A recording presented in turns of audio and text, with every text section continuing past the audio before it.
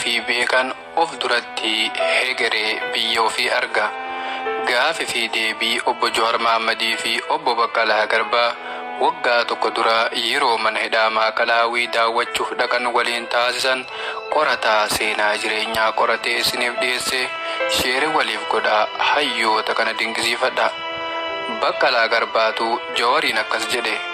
Ana wanti guddaan gaafii natti ta'e maaltu Maakalaawii halluudhaan hataa'e moo marsaa lammaffaa hojiidhaaf qophaa'e baajata isaa hoo eenyutu danda'e cufaa turee miti akkasiin dhaga'e eenyutu miidhagse erga cufaa ta'ee jee Jawwee gaafannaan Jawaaris akkas jedhee deebiseef.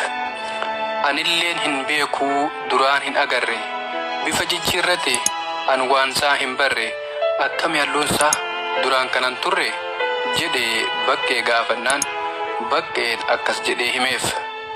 Durdaamni isaa kun gabatee fakkaata. Tuqaan isaatu jiraa nama nyaata.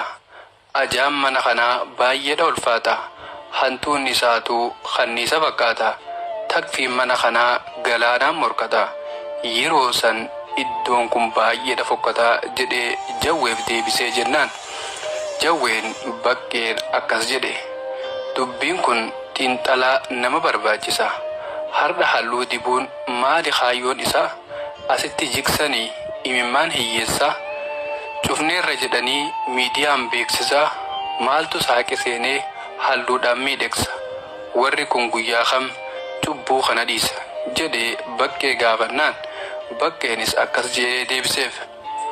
Xiqqaa guddaan isaanii waaqas hin beekani cubbuudhaan guutaman haqa hin argani amala isaanii duruun beekani dhiiga ilmaan keenyaa halluudhaan haqanii na baasi as keessa hin daawwadhuanii jedheeti Baqqeen aaree gara alaa gaffigee. Jawween Baqqeedhaan dhaabadhume jedheeti baay'ee gaddeem. Gaddi akkas jedhe.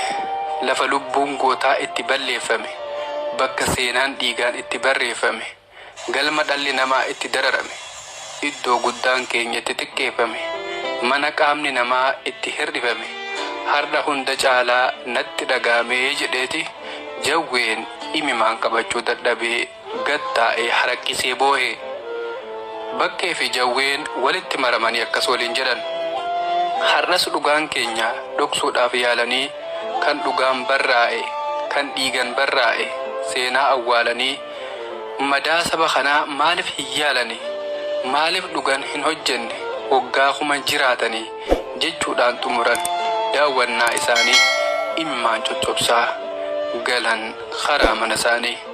Egaa hayyoonni lamaan kun hegeree biyyaa fi hegeree ofii arguun guyyaa har'aa mana hidhaa Maakalaawii osoo hin ta'e manuma hidhaa wayyaanee yookaan hidhaa nafxanyaa keessatti dararamaa jiraachuutu himama. Egaa hayyoonni kun dhuguma hegeree biyya ofii fi hegeree ofiit fi hegeree saba ofii argan. Egaa hayyoota akkanaa kana dhabuun Oromoof gadda caalu gadda yoomiyyuu keessaan bahane tahee nutti argame.